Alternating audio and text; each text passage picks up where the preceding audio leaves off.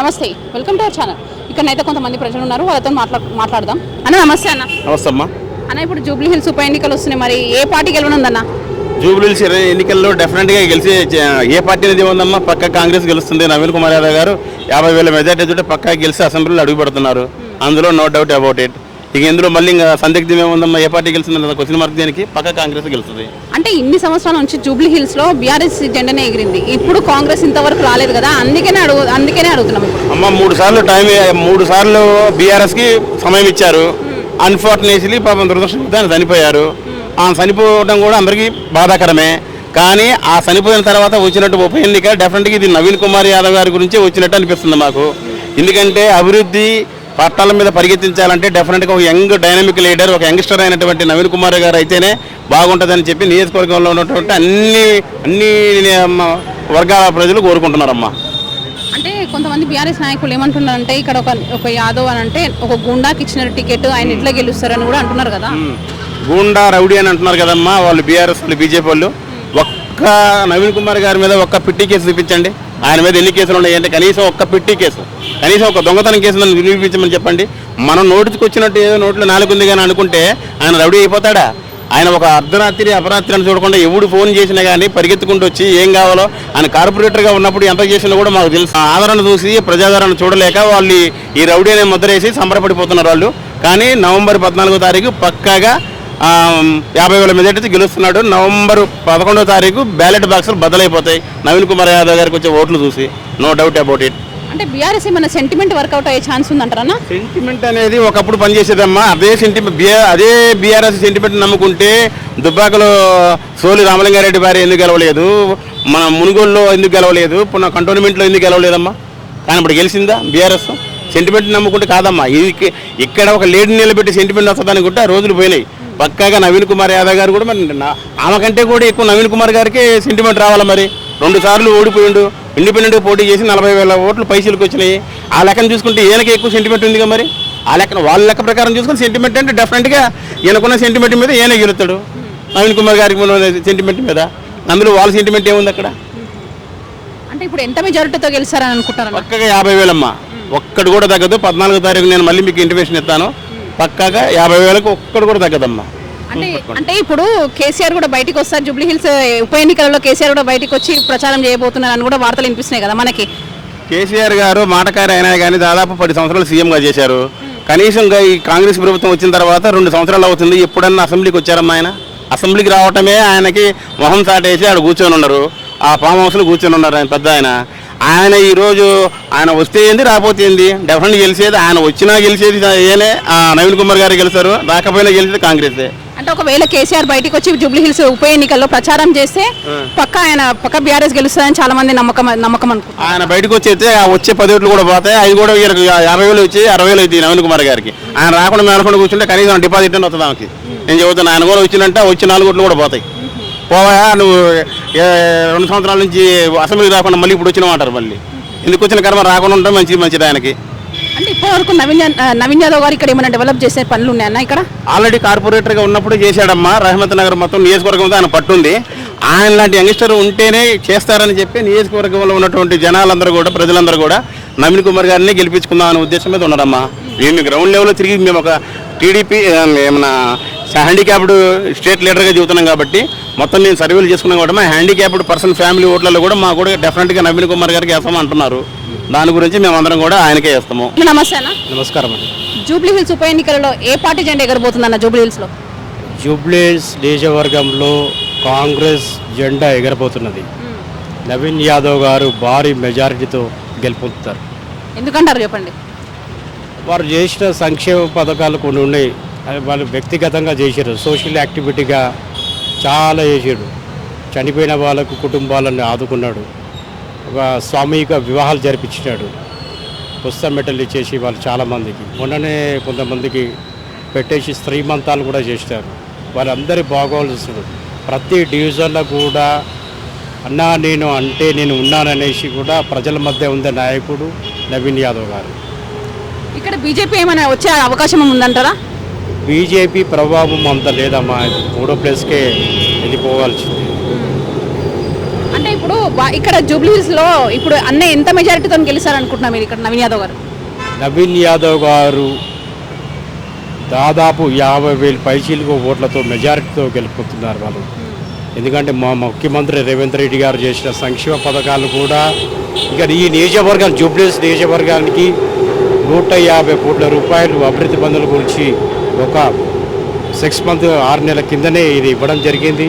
ఇవి అన్ని అభివృద్ధి కార్యక్రమాలు కూడా జరగబోతున్నాయి.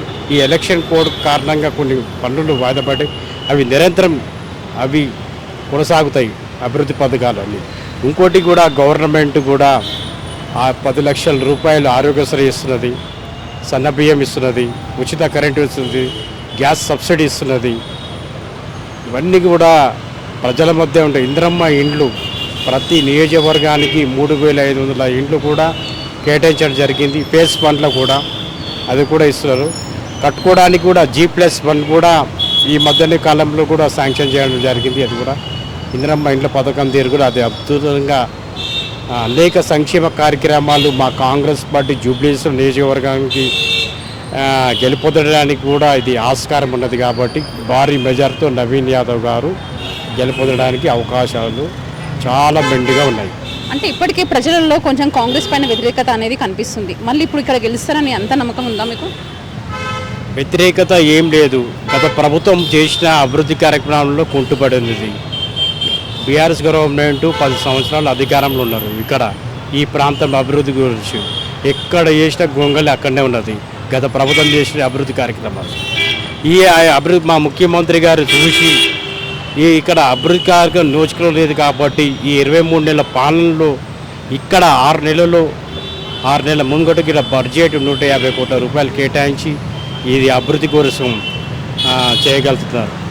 అంటే ఇక్కడ మాగంటి గోపీనాథ్ గారు ఉన్నప్పుడు ఇక్కడ ఏం డెవలప్మెంట్ కాలేదని అంటున్నారా? ఇక్కడ నామమాత్రంగానే ఉన్నది తప్ప అనుకున్న స్థాయిలో ప్రజలు అనుకున్న స్థాయిలో జరగలేదని అంటున్నాం. అంటే ఇప్పుడు మన కొన్ని ఇప్పుడైతే నాకు కొంచెం బయట వార్తలు ఏమి వినిపిస్తున్నాయంటే కేసీఆర్ గారు బయటకు వస్తున్నారు, జూబ్లీ హిల్స్ ఉప ఎన్నికలలో కేసీఆర్ గారు వచ్చి ప్రచారం చేయబోతున్నారని కూడా వింటున్నాం కదా. అయితే ఒక కేసీఆర్ గారు గత 23 నెలల నుంచి మీరు చూస్తున్నారు, ఆయన అసెంబ్లీకి రాలేదు, ఫామ్ హౌస్కే పరిమితమైనాడు. ఇప్పుడు ఏదో ఒకటి చేస్తా అంటే అది ప్రజలు అందరూ గమనిస్తున్నారు, ప్రజలందరూ చూస్తున్నారు. ఆయన నమస్తే అన్న. నమస్తే అమ్మా. అన్న, జూబ్లీ హిల్స్ ఉప ఎన్నికలలో ఏ పార్టీ గెలవనుంది? చేయకూడుతూ గెలుస్తుంది నవీన్ యాదవ్. 50,000 మెజార్టీతో వస్తాడు ఆయన. ఆ నమ్మకం నాకుంది. అందరికీ చాలా మంచిగా చేస్తున్నాడు. ఇప్పుడు ఎలక్షన్లో వచ్చాడు ఆయనే.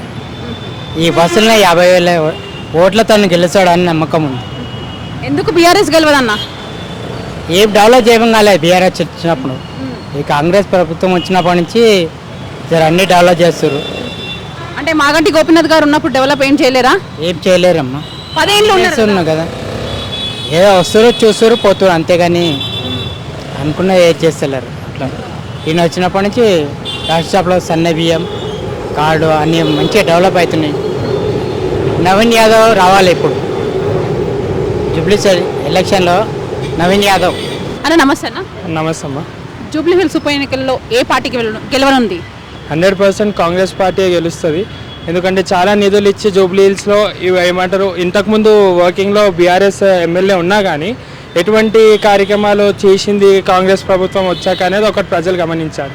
ఇంకోటి కొన్ని తీసుకున్న పథకాలు నెగిటివ్లో వెళ్తున్నా కానీ ఒక 60% వరకు నెగిటివ్ వెళ్ళినా కానీ మిగతా 40% ఆఫ్ లబ్ధిదారులు ఎట్లా లబ్ధి చెందుతున్నారు అనేది ప్రజలు ఒకటి ఆలోచించాలి.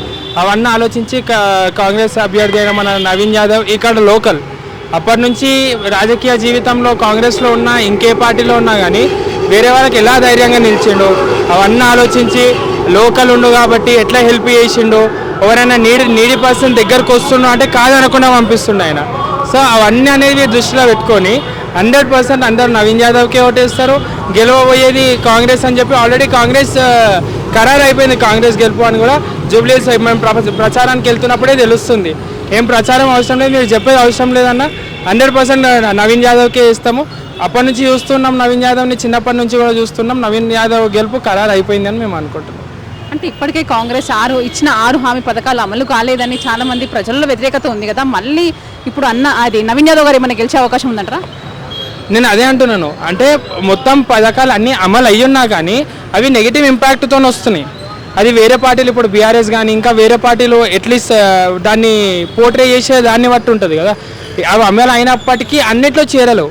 ఇప్పుడిప్పుడే బీఆర్ఎస్ వాళ్ళు అన్నట్టు ఇప్పుడిప్పుడే రాష్ట్రం వచ్చింది, టైం పడుతుంది చేయనికి అన్నప్పుడు కాంగ్రెస్ ప్రభుత్వం కూడా ఇప్పుడిప్పుడే వచ్చింది కదా, టైం పడుతుంది. అందరికీ అమల్లోకి తీసుకువెళ్ళాలంటే టైం పడుతుంది, 100% వస్తుంది. ఇప్పుడు నవీన్ యాదవ్ గారు గెలవక ముందే కాంగ్రెస్ ప్రభుత్వం జూబ్లీ హిల్స్ని అట్లా చూసుకుందంటే నవీన్ యాదవ్ గారు గెలిచినాక ఇంకెట్లా చూసుకుంటారు అనేది ప్రజలు ఒకసారి ఆలోచించారు. అయితే బీఆర్ఎస్ లీడర్స్ అందరు కలిసి బాకీ కార్డ్ అనేది చూపిస్తున్నారు, కాంగ్రెస్ బాకీ కార్డ్ అనేది చూపిస్తున్నారు. అది ఏమన్నా ఇంపాక్ట్ ఏమైనా ఉండబోతుందా?